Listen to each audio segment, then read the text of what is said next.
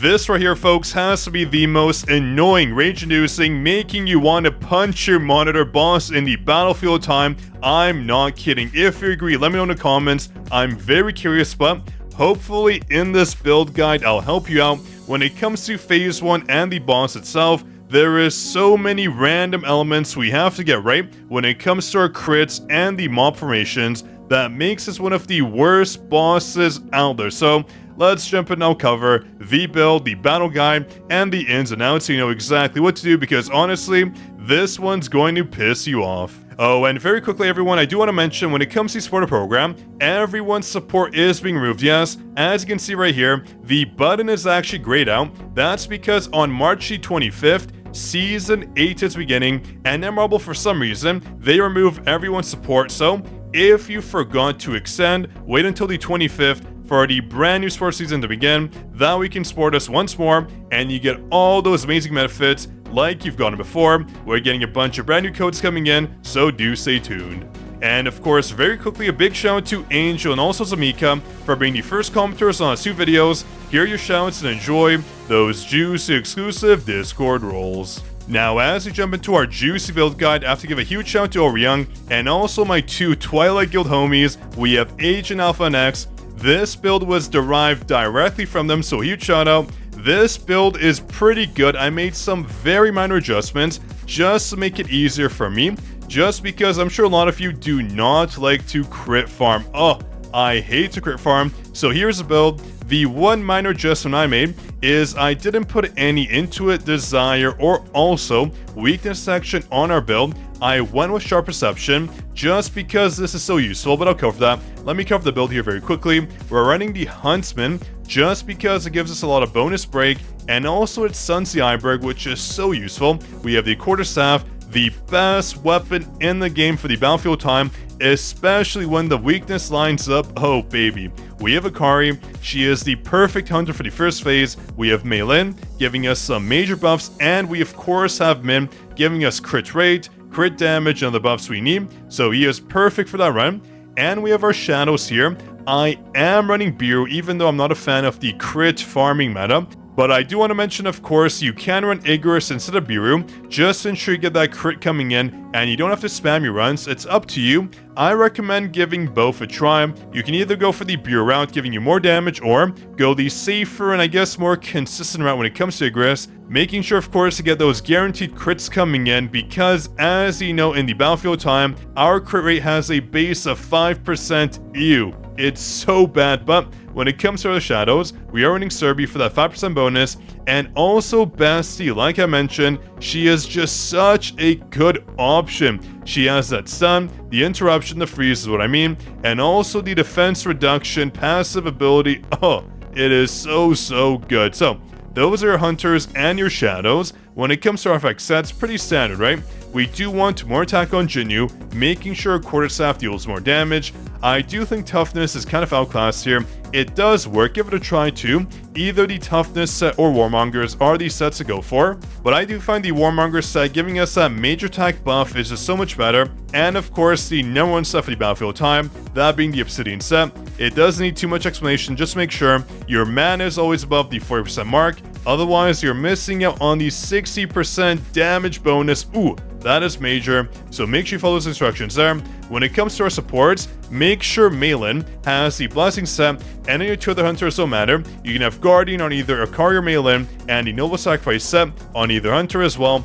Just copy these sets here. With Mei Lin having Blessing, I'll explain why. It is vital she has it. And when it comes to our skills, honestly, it's a bit strange. We don't normally run these skills here, especially when it comes to Earth Shock. This one is good just because it does give us heavy break on a relatively low cooldown, but also because it's right here, the crit hit damage bonus of 50%. Yeah, that'll help you all the time.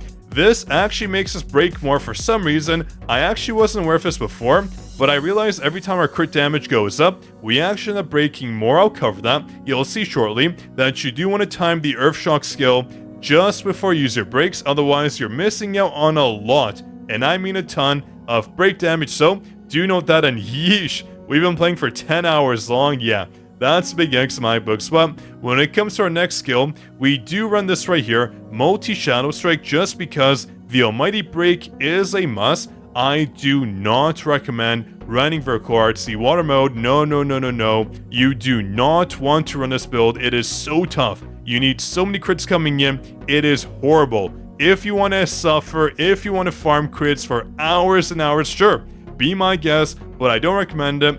This build skills are way better than the water version here, so please make sure you follow my advice. You do not want to run the vertical arts route. It is not good, but this is good because we got Almighty Break and some damage coming in, so not too bad. Those are skills. Now our QTs, very standard. We run Overshadow for the mobs. It is very good. And also this QT right here, it is good because of the resonance bonus. We get damage increase of 20% for 20 seconds. Not too bad. So I do recommend running this. I'll show you the loadout when it comes to the battle itself, so you know when to use it.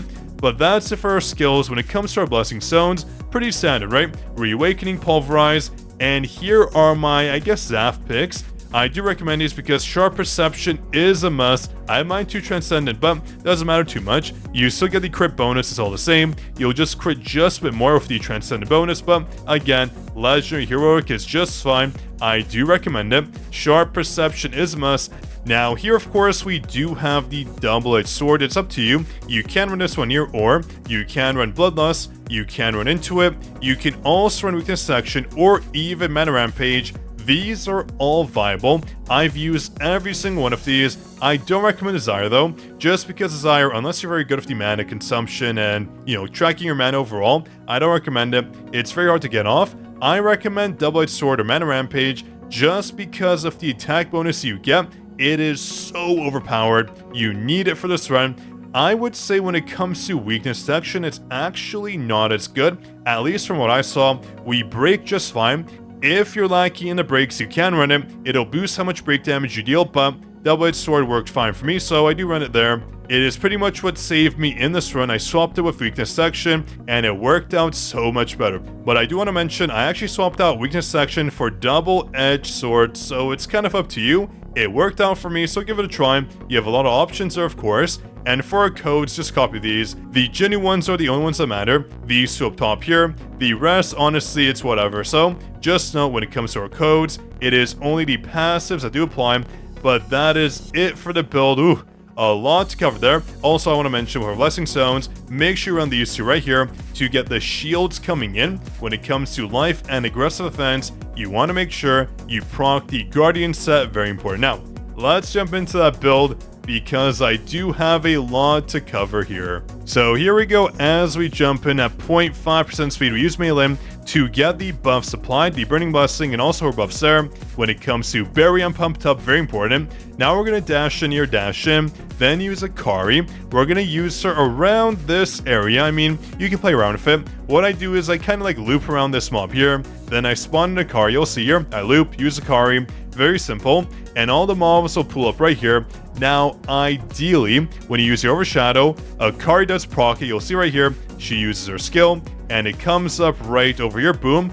You do want to wait for all the mobs to pull up, but it's very hard to hit all 9 mobs. It's pretty much close to impossible unless you time it perfectly. So what I do is I kind of wait for at least 8 mobs to line up there, and then I use it here, boom. Now I have 1 mob all the way to the side, and I just use my Death Stance, boom, killing the mob there. Pretty simple, right? Up to you. If you can get it right, good for you. If you can't, just use that. It works fine, right? It does reduce your time by around 4 seconds, but it's whatever. I only got the perfect phase 1 a few times, so it's up to you now. When you clear that mob, instantly charge your quarterstaff and just wait. All you have to do is wait. You can aim on the target there, and then boom, it does hit, and the mob should die. If they don't, you have 2 options. You can just use your basic attacks, and he should die there. If he doesn't, if he has a ton of HP, you can use your Huntsman skill. It's up to you. It will cause delays to the boss phase, but it's up to you again. If you find it works out better for you, go ahead. But I do just recommend basic attacking. It is much superior, especially when it comes to the EIBERG phase. Ugh, I hate this game mode so much. But again, in the comments, let me know though. I want to see if you hate this mode. So what we do here is we start basic attacking, get our mana up, and you can aim it towards the EIBERG if you want. But what we want to do is dash forward. We want to have our shadow step ready. That way we do not get hit by the Petrify, whatever it's called. Super annoying.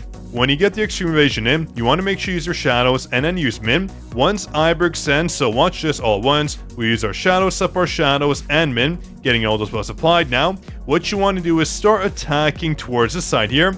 That way the petrify ability does not hit you. Super annoying, like I mentioned. So we're basically attacking here. Beautiful. Now you want to aim towards the EIBERG, and you want to watch out for your QT. Min will activate the QT right here. Watch very carefully. It'll activate. Boom. You want to use it because we want this buff right here. Super important. Now what you want to do is use Death Stance to get the bonus crit damage and of course the break. We use it ASAP. Now what you want to use next is the Huntsman. Get the stunning effect off here and use Malin right away. You have to use Malin because she has the Sylph's Blessing, giving you even more break in the form of elemental weakness damage. Yes, that buff right there gives you more break, very important. So we're going to use it right there. And then next, very simple, you want to use your Almighty Break skill to get the break gauge absolutely melted away. Watch this. We use it here and done. So the target is broken. What you want to do is, as your skill comes up, you want to use the quarterstaff immediately, right away. Do not delay it. And then use a Kari support skill as you charge it up. So we're going to use it right here. We're going to charge it up. And then make sure you use a Kari, boom, being applied, and beautiful. Now what you want to do is dash and use your Overshadow skill if the EIBERG does not die. And for my case, as you can see, I wasn't able to one-shot them. It's pretty much impossible. Unless you use Desire, it's so hard to do. So we use Overshadow right here after we dash, and they should die. Beautiful. So if they don't die just yet, you can use the Earthshock skill here to get even more damage coming in, but that's basically it for the run. Let me show you the no slow-mo there. It is a pretty quick run. It's easy enough to do.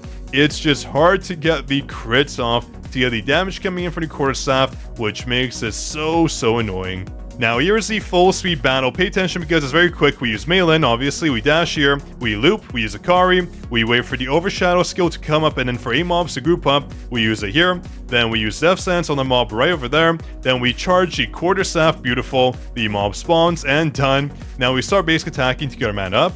And you also want to basic attack right here to get your mana up as well. And also to make sure you dodge and use extreme evasion. Beautiful. Use your shadows, use min. Once the EIBERG is there, make sure you use your QT. Boom. Now use Death Stance. Now use your Huntsman and Malin at the same time. Beautiful. Then your Almighty Break skill. Boom. And then we use Akari there while we charge up the quarterstaff. And we dodge. We use Overshadow. And that was a mouthful. I almost couldn't keep up. It's very quick. That's why I do the slow-mo. Hope you enjoyed for that run. It is a disgusting mess. I hate it. The crit farming has to be stopped. Ugh. Anyways, hope you enjoyed the video. If you did, drop your like. Make sure to subscribe. That way you do know, of course, you want more guides like this. On that note, this is your Code King Zaf, signing out.